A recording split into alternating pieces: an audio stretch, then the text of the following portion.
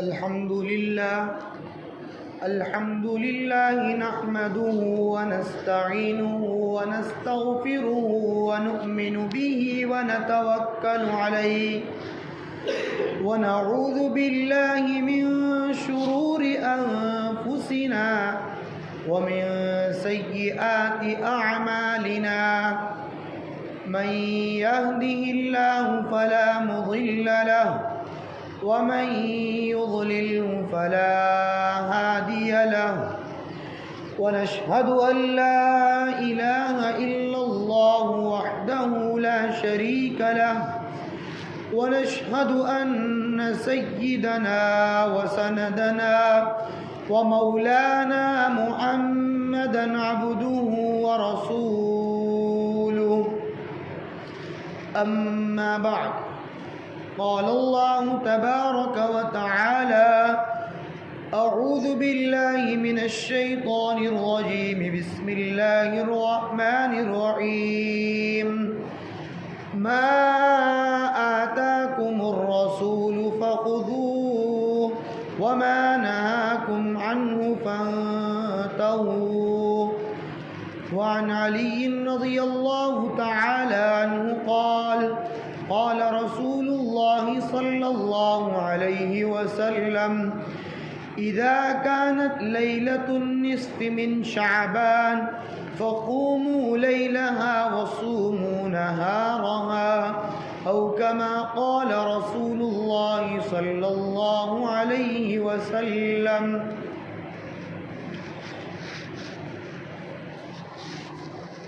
محترم المقام واجب الاحترام بزرگوں اور دوستوں، آج 12 شعبان المعظم ہے۔ اسی بنا پر آپ حضرات کے سامنے شعبان کے مہینے کی یا 15 شعبان یعنی شب برات کے عنوان پر کچھ بات کرنے کی لب کشائی چاہتا ہوں۔ بس اللہ تبارک و تعالیٰ سے دعا گو ہوں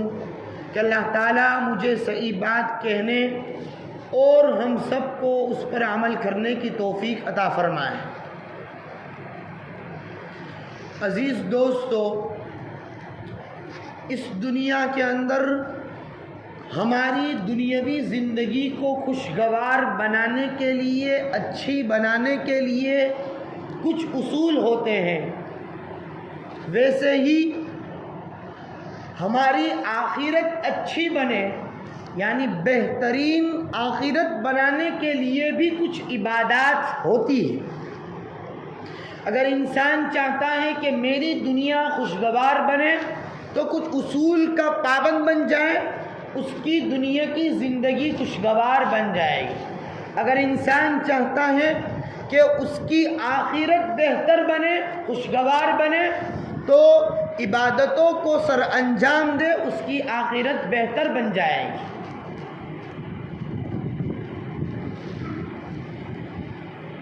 اس کے لیے یعنی عبادت کے لیے 3 چیزوں کا خاص خیال رکھنا چاہیے، 3 چیزوں کو مد نظر رکھنا چاہیے، اس لیے کہ نمبر 1،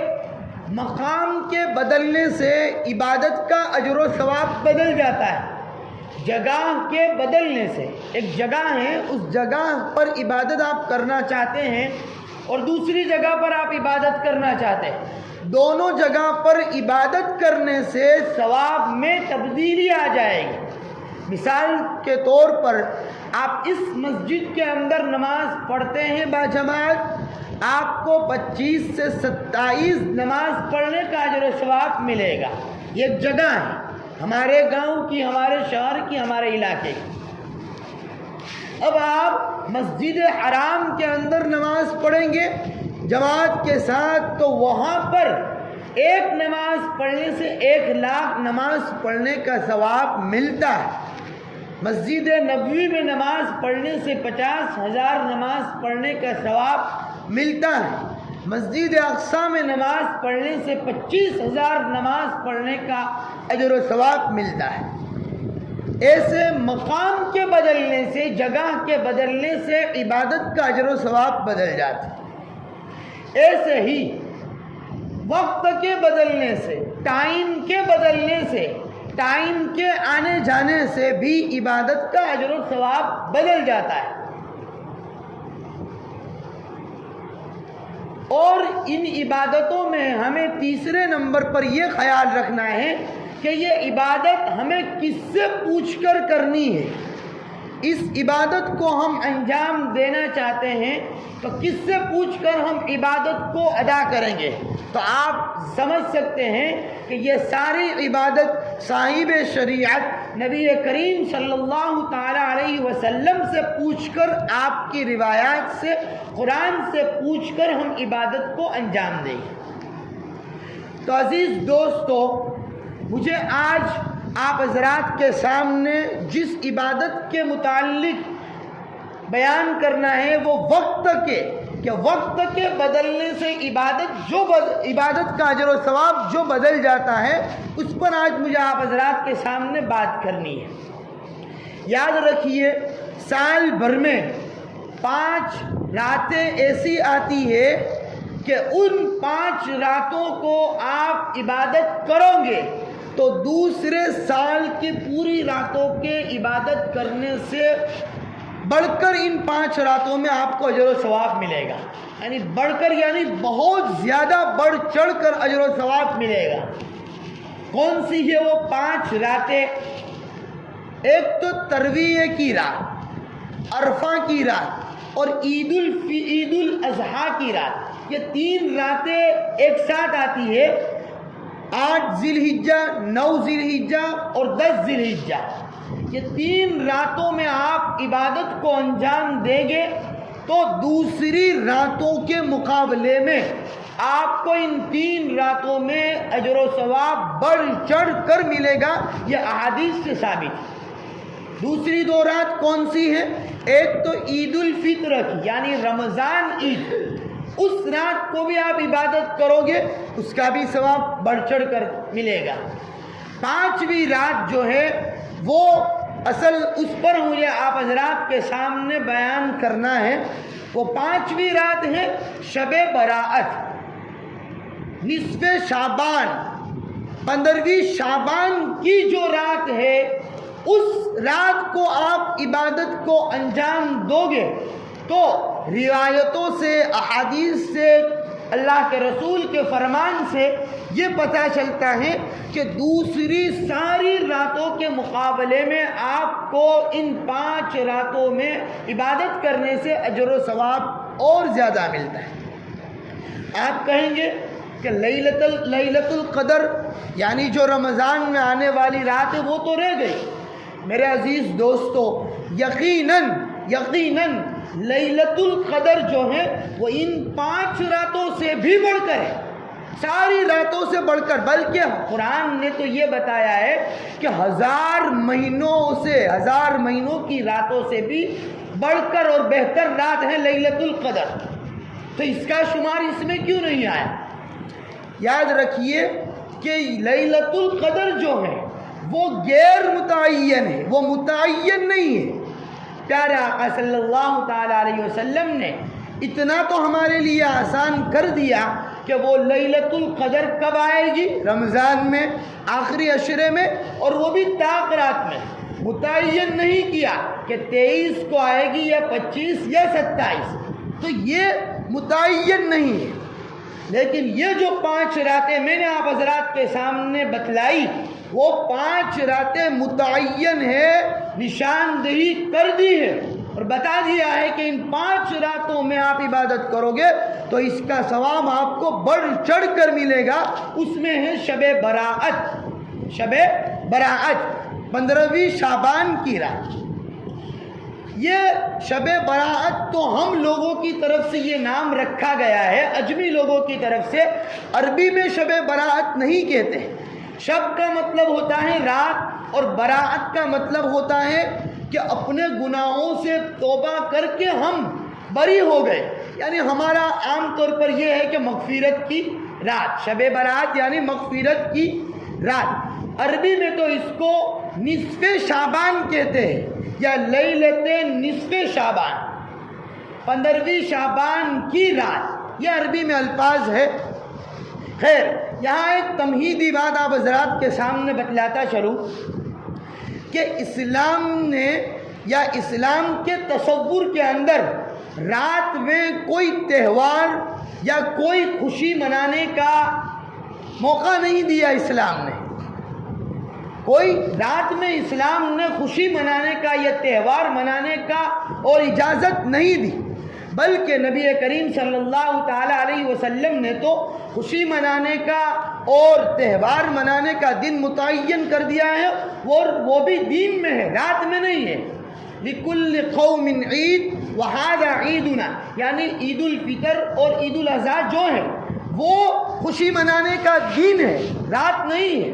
تو رات میں ہم خوشی منا رہے ہیں، رات میں ہم نئے کپڑے پہن کر نہا دھو کر تیار بیار ہو کر گھوم پھر رہے ہیں، تو یہ خوشی منانے کا نہیں دن ہے، بلکہ اللہ تبارک و تعالیٰ نے تو رات کا قرآن میں 2 جگہ پر ارشاد فرمایا ہے کہ رات کس واسطے ہے، وَجَعَلْنَا اللَّيْلَ لِبَاسًا، ہم نے رات کو تو سونے کے واسطے بنائی۔ دوسری جگہ پر سورہ انا انزلنا ہے، وہاں پر اللہ تعالیٰ فرماتے ہیں کہ رات کو ہم نے عبادت کے واسطے بنائی ہے۔ کیوں؟ اس لیے کہ اس وقت فرشتے اترتے ہیں اور فرشتے عبادت کرنے والوں کو سلامتی کا پیغام دیتے ہیں۔ تو معلوم ہوا کہ رات خوشی منانے کا، تہوار منانے کا موقع نہیں ہے، بلکہ رات تو یا تو سونے کا ہے یا رات تو پھر عبادت کا دن ہے۔ اب آپ کہیں گے کہ اس 15ویں شعبان کی جو رات ہے، اس رات کو ہم اس لیے نئے کپڑے پہنتے ہیں، اس لیے نہاتے دھوتے ہیں کہ ہم پاک صاف ہو جائیں، پاک صاف ہو کر ہم عبادت کو انجام دیں۔ تو میرے عزیز دوستو، یہ چیز بھی ہمیں یاد رکھنی چاہیے کہ اسلام نے تو شروع ہی سے پاکی کو پسند کیا ہے اور پاکی کو آدھا ایمان قرار دیا ہے۔ الطہور شطر الایمان کہہ کر یا ان اللہ جمیل ویحب الجمال کہہ کر یہ بتلا دیا ہے کہ اسلام پاکی کو پسند کرتا ہے، ناپاکی کو پسند نہیں کرتا۔ پھر یہ آپ کا پاک صاف ہونا کہاں سے آیا اس 15ویں شعبان کی رات؟ ہر وقت ہمیشہ پاک صاف رہنے کو اسلام بتلاتا ہے، اور ناپاک رہنے کے اوپر بھی بہت بڑی وعید آئی ہے۔ پیارا آقا صلی اللہ علیہ وسلم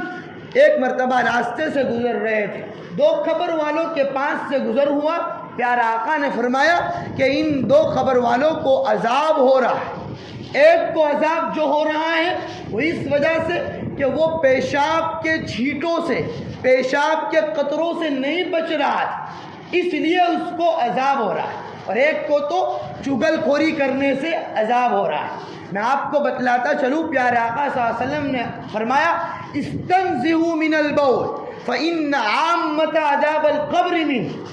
کہ پیشاب کے قطروں اور چھینٹوں سے بچو۔ کیوں؟ اس لیے کہ عام طور پر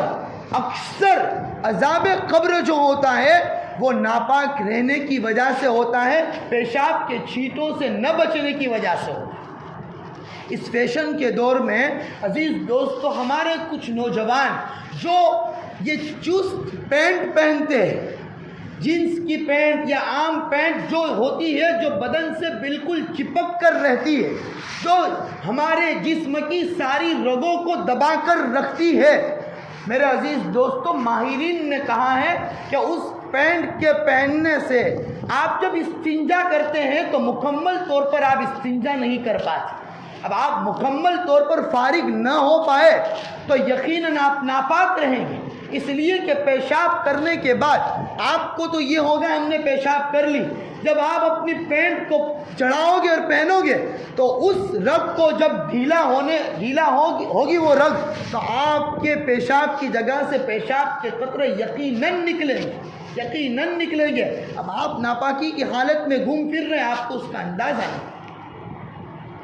اس فیشن کے دور میں آج ہم لوگ یہاں تک پہنچ گئے کہ آپ صلی اللہ تعالیٰ علیہ وسلم کی احادیث جو ہمیں بتلا رہی کہ اس سے بچنا چاہیے، اور ہماری نظر اس کی طرف ہے ہی۔ دوسرا عذاب جو ہو رہا تھا چغل خوری کی وجہ سے، یعنی چغل خوری کہتے ہیں کہ اس شخص کی بات اس کو بتلائیں اور اس کی بات اس کو بتلائیں، نیت یہ ہو کہ ان دونوں میں کیا ہو، فساد ہو، لڑائی جھگڑا ہو۔ یہ عام طور پر ہماری برادری میں اور ہمارے سماج میں بطور خاص عورتوں میں یہ بیماری،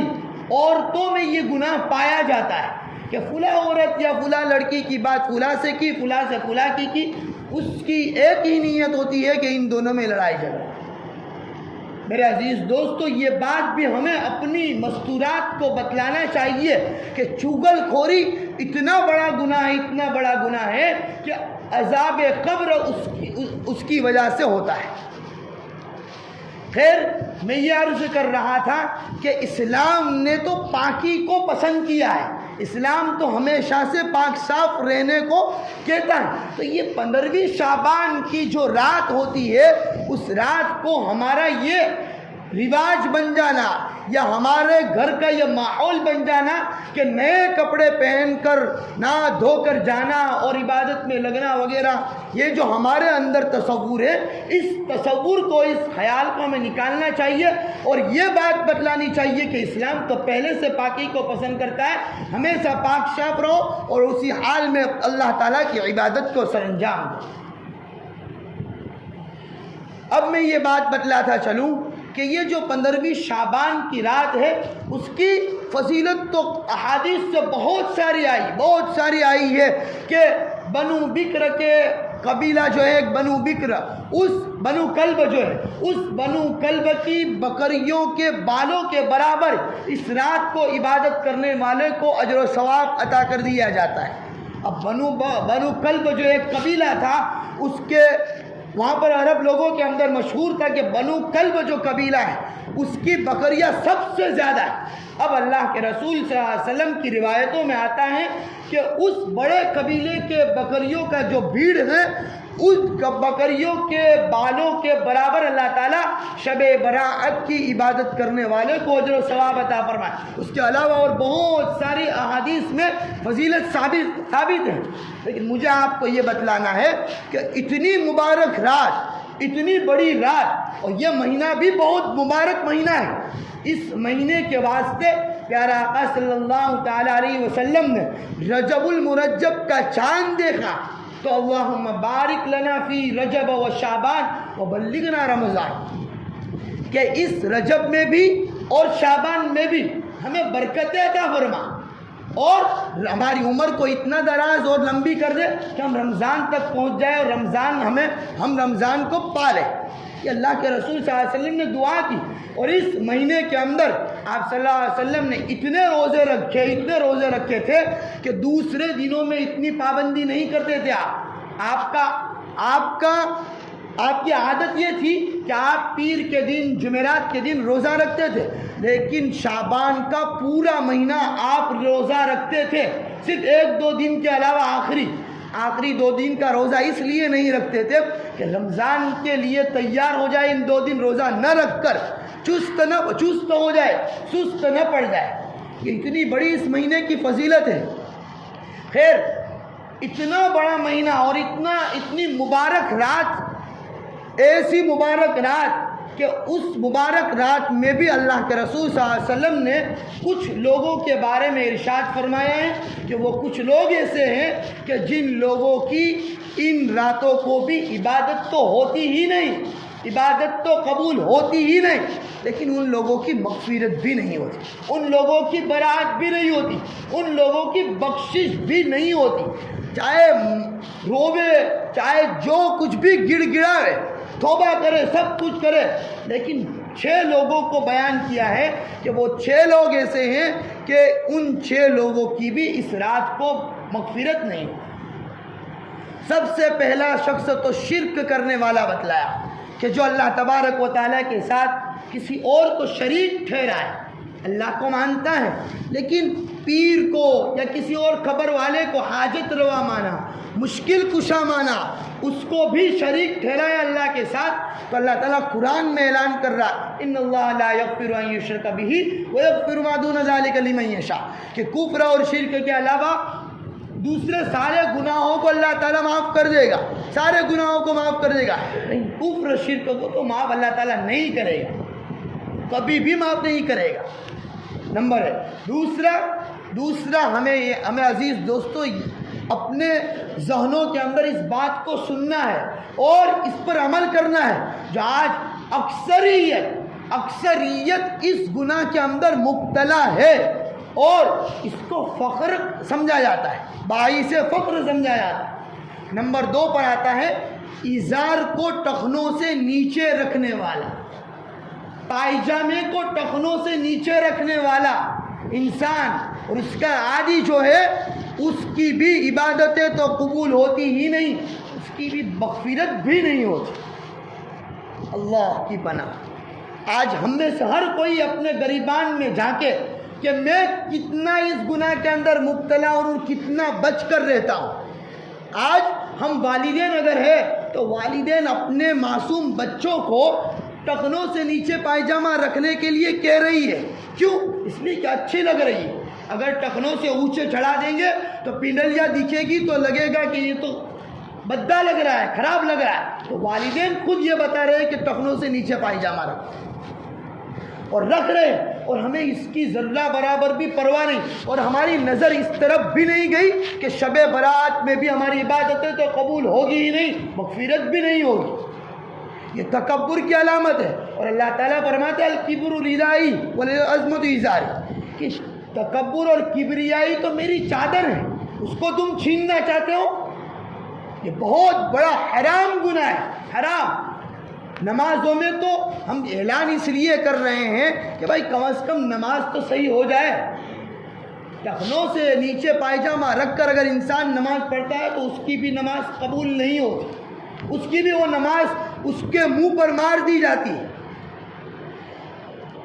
ہمیشہ کے لیے اسلام بتا رہا ہے کہ اپنی شلوار کو، اپنی پینٹ کو، اپنے اور عربی کرتا جو ہے اس کو بھی، جو بدن سے اوپر سے آنے والا کپڑا جو بھی ہے اس کو آپ ٹخنوں سے نیچے نہ رکھیں، یہ حرام ہے، اور ایسے شخص کی اس وقت بھی، اس رات کو بھی مغفرت نہیں ہوتی۔ تیسرا شخص ہے رشتہ داروں سے تعلق توڑنے والا، قطع تعلق رکھنے والا، رشتہ داروں سے خونی رشتہ ہے، باپ بیٹوں کا رشتہ ہے، بھائی بہن کا رشتہ ہے، پھوپھی کا رشتہ ہے، ماموں کا رشتہ ہے، اس کے باوجود بھی اگر رشتہ توڑتا ہے تو ایسے شخصوں کو بھی اس رات کو مغفرت نہیں ہوتی، مغفرت ہی نہیں ہوتی، معاف ہی نہیں کیا جاتا۔ اللہ تعالیٰ اس پر نظر رحمت کی طرف نہیں دیکھتے، رحمت کی نگاہ سے اللہ تعالیٰ دیکھتے ہی نہیں۔ آپ اپنے ماحول اپنے گھر میں دیکھ لیجئے کہ ہم کتنے دنیا کی کچھ زمین کی وجہ سے، گھر کی وجہ سے، روپیوں پیسوں کی وجہ سے اپنی خونی رشتے کو توڑ دیتے، اور اب بیان سن لیا، بات سن لی تو ہمارے اندر صرف اس عبادتوں کو قبول کرنے کے واسطے سرسری ہم ان سے بات چیت کر لیتے یا فون پر میسیج کر کے، ایسی بھی معافی قابل قبول نہیں ہے، بلکہ قابل قبول وہ معافی ہے کہ دل سے معاف کیا جائے، دل سے اپنے دل سے اس بات چیت کو نکالا جائے اور آئندہ نہ قطع تعلق رکھنے کا ارادہ کیا جائے، تب تمہاری یہ عبادت قبول ہوگی، ورنہ تو اللہ تبارک و تعالیٰ کو ماموں بنانے کے برابر ہے۔ اللہ تبارک و تعالیٰ کو ہم رما رہے ہیں اور اللہ تعالیٰ کو اس طرح ہم کر رہے ہیں کہ بھائی 15ویں شعبان کی رات آئی اور ادھر ادھر سے بات چیت کر لی، میسج کر دیا اور معافی مانگ لی اور عبادت میں لگے ہوئے پوری رات۔ چوتھا وہ شخص جو اپنے والدین کی نافرمانی کر رہا ہے، والدین کے نافرمان شخص کی بھی اتنی مبارک رات کو بھی عبادتیں اور قبول نہیں ہوتی اور مغفرت بھی نہیں ہوتی۔ میرے عزیز دوستو، والدین وہ مقام ہے، ماں باپ وہ مقام ہے کہ اللہ تبارک و تعالیٰ نے قرآن میں جہاں پر بھی اپنے ایک ہونے کا اعلان کیا اور اپنے ساتھ کسی کو شریک نہ ٹھہرانے کا اعلان جہاں جہاں کیا ہے، اس کے فوراً بعد وبالوالدین احسانہ کو استعمال کیا ہے کہ تمہارے والدین کے ساتھ اچھا برتاؤ کرنا۔ اور میں بات یہ عرض کر رہا ہوں بطور خاص کہ ہمارے جو والدین بوڑھے ہو چکے ہیں ان کا میرے عزیز دوستو بہت خیال رکھنا ہے، اس لیے کہ بڑھاپے کی وجہ سے انسان کی عقل بچوں کی طرح ہو جاتی ہے۔ اب معصوم بچوں والی جب بات اپنے ہی والدین کر رہے ہیں تو ہمیں برا لگتا ہے، تو ہم ان کی بات کو اور ان کو چپ رکھ دیتے ہیں، یہ بھی نہ کرے، شریعت نے یہ کہا، اسلام نے یہ کہا۔ اور ایک شخص اللہ کے رسول صلی اللہ علیہ وسلم نے فرمایا کہ کینہ اور بغض رکھنے والے کی بھی اس مبارک رات میں مغفرت نہیں ہوتی۔ اور چھٹا شخص اللہ کے رسول صلی اللہ علیہ وسلم نے فرمایا شراب کا عادی، ڈرگس کا عادی، نشہ آور چیز کا عادی جو ہے، اس انسان کی بھی شب براءت کو بھی مغفرت نہیں ہوتی۔ یہ اللہ کے رسول صلی اللہ علیہ وسلم نے 6 لوگوں کو بیان کیا کہ 6 لوگوں کو بھی ایسی رات کو بخشش اور مغفرت نہیں ہوتی۔ ہم اپنے آپ کو اپنے گریبان میں منہ ڈالیں اور اپنا جائزہ لیں کہ کیا ان چیزوں کے اندر ہم مبتلا ہے یا نہیں، کیا اس گناہ کے اندر ہم ملوث ہے یا نہیں۔ اگر ہے تو آج ہی سے، ابھی سے، اسی مجلس سے میرے عزیز دوستو سچی پکی توبہ کر لے، سچی پکی اللہ تبارک و تعالیٰ سے معافی مانگ لے اور ان گناہوں سے اپنے آپ کو بچائے، ہمیشہ کے لیے اس گناہوں سے اپنے آپ کو بچائے، اور مبارک رات کو اپنے اوپر اللہ تبارک و تعالیٰ کی طرف سے جو رحمت کی نگاہ پڑ رہی ہے اس کو آنے دے۔ اور کرنے کے کام اللہ کے رسول صلی اللہ علیہ وسلم نے بتلایا ہے کہ رات کو تم عبادت کرو اور دن کو تم روزہ رکھو۔ اگر روزہ رکھ سکتے ہیں تو رکھے، رات کو عبادت کر سکتے ہیں تو کرے، اگر نہیں کر سکتے ہیں تو عشاء کی نماز باجماعت پڑھ کر سو جائے اور فجر کے لیے تیار ہو جائے اور فجر کی نماز باجماعت پڑھنے کے لیے کھڑے ہو جائے۔ قرآن اور احادیث کہتی ہے کہ عشاء کی نماز باجماعت پڑھنے سے اور فجر کی نماز باجماعت پڑھنے سے سنت کے مطابق اس کو پوری رات عبادت کرنے کا ثواب ملتا ہے۔ یہ ہماری شریعت، ہمارا دین ہمیں بتلا رہا ہے، اور ہم ہیں کہ ایک کان سے سن کر دوسرے کان سے نکال دیتے۔ عزیز دوستو حالات بہت منازک اور بہت بھیانک چل رہے، پرفتن ماحول ہے ہر طرف۔ آپ کہیں گے ہر جگہ انسان میں، پوری مخلوق میں سب سے زیادہ اگر پریشان ہے تو مسلمان پریشان کیوں ہوا؟ مسلمان حالات میں کیوں آیا؟ مسلمان نے اپنے دین کو چھوڑا، اپنی شریعت کو چھوڑا، اور مسلمان نے اللہ تبارک و تعالیٰ کو ناراض کیا۔ اس لیے مسلمان آج ہر جگہ پر مسلمان مارا پھر رہا ہے، مسلمان تکلیف میں ہے، مسلمان پریشانی کا عالم میں گزر رہا ہے۔ اس لیے میرے عزیز دوستو یہ شعبان کا مہینہ جو ہے وہ رمضان کا مقدمہ ہے، رمضان کی تیاری کرنے کے واسطے ہے۔ ہم ابھی سے تو رمضان کے لیے تیار ہو جائے اور ابھی سے ہم سارے گناہوں سے پاک صاف ہو جائے اور اللہ تبارک و تعالیٰ سے معافی مانگے اور اس رات کو عبادت میں اپنے آپ کو لگائے۔ اللہ تبارک و تعالیٰ کئی سنی باتوں پر عمل کرنے کی توفیق عطا فرمائے۔